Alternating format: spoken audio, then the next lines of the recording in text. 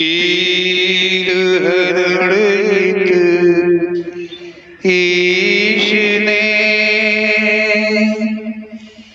लिया पैगंबर अवतार। पीर पैगंबर जब बाबरे करी है भव से पार। पीर पीर सब ने कहा पैगंबर कहत न कोई। पीर पैगंबर जो जपत है तासो पीर न होय, तासो पीर न होय।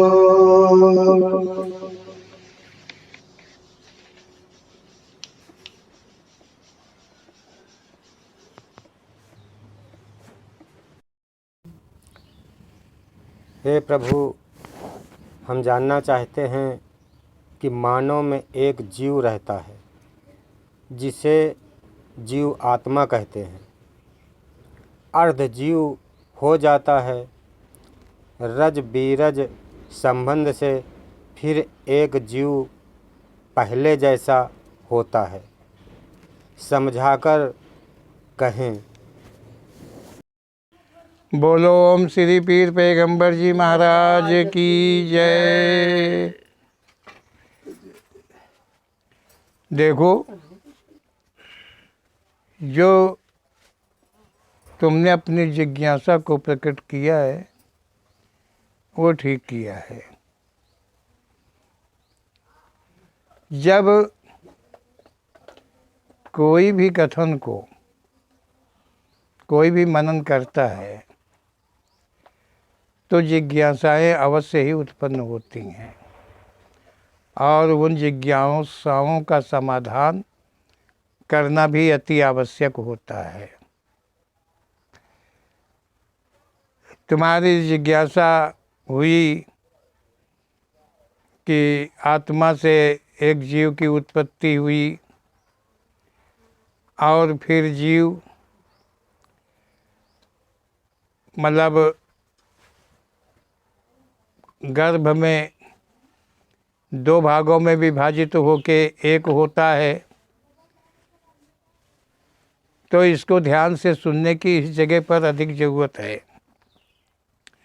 ओम श्री पीर पैगंबर जी की प्रेरणा है कि सत्य को ध्यान से सुनने की आवश्यकता होती है। सत्य जो है उसमें ध्यान की आवश्यकता होती है।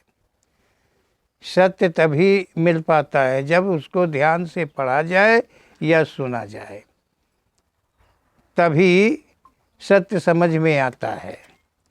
असत्य तो यूं भी समझ में आ जाता है, कोई बात नहीं, चलता है, लेकिन झूठ समझने के लिए ध्यान की आवश्यकता होती है।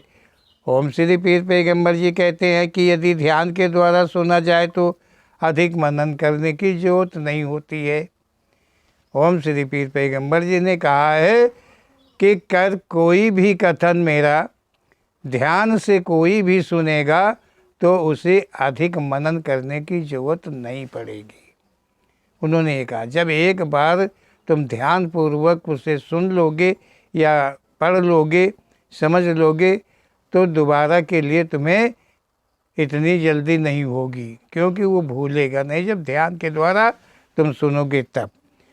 तो ओम श्री पीर पैगंबर जी ने इसीलिए कहा है कि अधिक मनन करने की तुमको कोई ज़रूरत नहीं होगी। ओम श्री पीर पैगंबर जी कह रहे हैं कि ये कहा गया है कि जो दो भाग अर्थात दो अंशों में विभाजित होकर एक अंश रज व दूसरा उसी का अंश भाग बीरज में स्थान पाता है। ओम श्री पीर पैगंबर जी कहते हैं कि आत्मा से जो एक जीव की उत्पत्ति होती है, वो जीव जो है कर्मानुसार दो भागों में विभाजित होता है, एक जीवन पाने के लिए दो भागों में विभाजित होता है। ओम श्री पीर पैगंबर जी कह रहे हैं कि आत्मा से मतलब परमात्मा से आत्मा की उत्पत्ति, आत्मा से जीव की उत्पत्ति, और जीव को जीवन में जाना पड़ता है।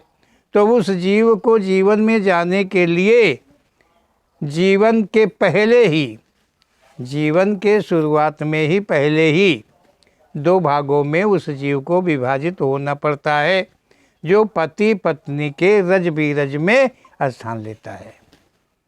समझ रहे होंगे बात को।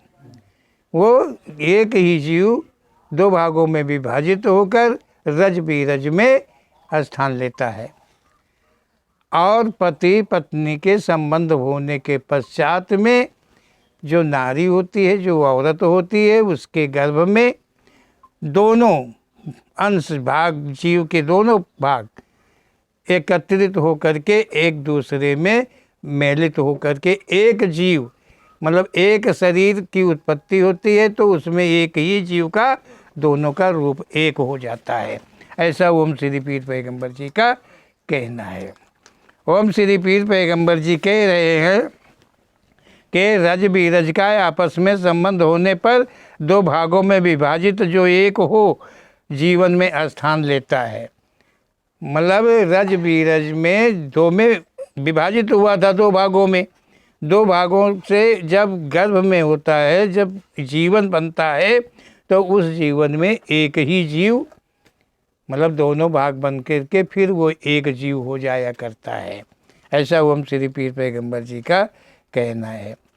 प्रकृति संविधान के अनुसार पति पत्नी संबंध होने पर रज बीरज का संबंध होता है। ओम श्री पीर पैगंबर जी कह रहे हैं कि ये प्रकृति का जो प्रकृति है, मतलब उस प्रकृति के संविधान, जो प्राकृतिक संविधान है, समझ रहे होंगे। प्रकृति का जो संविधान है, जो प्रकृति का नियम है, जो उद्देश्य है, जो कारण है, जो सृष्टि का हेतु लेकर के है, ऐसा ओम श्री पीर पैगंबर जी ने कहा है कि प्रकृति के संविधान के अनुसार पति पत्नी का संबंध होता है। पति पत्नी का संबंध कैसे होता है? प्रकृति के नियम के अनुसार हुआ है, होता है। ये जो आज देख रहे हो, ये जो फैलावा चल रहा है, ये जितना कुछ चल रहा है, ये मानवों में है, लेकिन पशुओं में और जीव जंतुओं में उन्हें कौन ये शिक्षा देता है? यहाँ तो हम देखते हैं कि इतना भ्रष्टाचार फैला हुआ है कि कहीं टीवी के द्वारा, कहीं ट्रांजिस्टर के द्वारा, कहीं मोबाइल के द्वारा और कहीं ग्रंथों के द्वारा पति पत्नी संबंधों को इतना दर्शाया गया, इतना दर्शाया गया कि बेकारी ही बेकारी फैलती चली गई है। आज तक सुधार नहीं हो रहा है सिवाय बिगड़ने के। क्यों? कि इसी पे प्रकाश ज़्यादा डाला गया है, पति पत्नी के संबंध पर ज़्यादा प्रकाश। कोई कवि होता है, कोई कलाकार होता है, कोई कुछ होता है, कोई कहानी होती है, कोई कथा होता है, मतलब जहाँ देखो वहाँ से केवल इसी बात पर जोर दिया जाता है, पति पत्नी के संबंध अर्थात व्यभिचार पर, व्यभिचार पर दिया जाता है जोर, जहाँ से देखो वहाँ से। इसीलिए ये सारी बेकारियाँ फैलती चली जा रही हैं। जो आज तुम देख रहे हो, जो आप सुन रहे हो, क्या हो रहा है संसार के अंदर में, कैसा कैसा क्या हो रहा है, कैसे कैसे लोग हैं, कैसे कैसे लोग आई हैं, जो देख रहे हो, ये देन है तो ग्रंथों की देन है, वेदों की देन है और कवियों की देन है, और किसी की देन नहीं है। ऐसा ओम श्री पीर पैगंबर जी का कहना है कि प्राकृतिक संबंध, प्रकृति के हिसाब से संबंध पति पत्नी का होता है, उसके द्वारा संतान शुभ होती है। प्रकृति के नियम के अनुसार, प्रकृति के संविधान के अनुसार पति पत्नी का संबंध होने पर जो संतान उत्पन्न होती है, वो संतान शुभ संतान होती है। ऐसा ओम श्री पीर पैगंबर जी का कहना है कि वो संतान शुभ होती है। आगे देखते हैं क्या कह रहे हैं ओम श्री पीर पैगंबर जी। ओम श्री पीर पैगंबर जी कहते हैं कि जिसमें वो जीव स्थान लिए है, वो जीव जिसमें जिस जीवन में स्थान लिए है वो हुई शुभ है। जो प्रकृति संविधान के अनुकूल हो करके पति पत्नी का संबंध हुआ है, उसके द्वारा जो जीवन बना मिला, जो संतान उत्पन्न हुई, वो शुभ है। ओम श्री पीर पैगंबर जी का ऐसा कहना है। उसी शुभ जीवन में, वो शुभ जीवन है, उसी शुभ जीवन में वो जीवात्मा जो दो भागों में विभाजित थी, वो फिर एक रूप हो करके एक स्थान कायम कर लेती है। उसी शरीर में वो कायम हो जाती है। वो शुभ है, जीवन शुभ है और वो जीव भी शुभ है। कब शुभ है? जब पति पत्नी संबंध प्रकृति संविधान के अनुसार। देखिए आगे ओम श्री पीर पैगंबर जी क्या कहते हैं इसी शब्द को।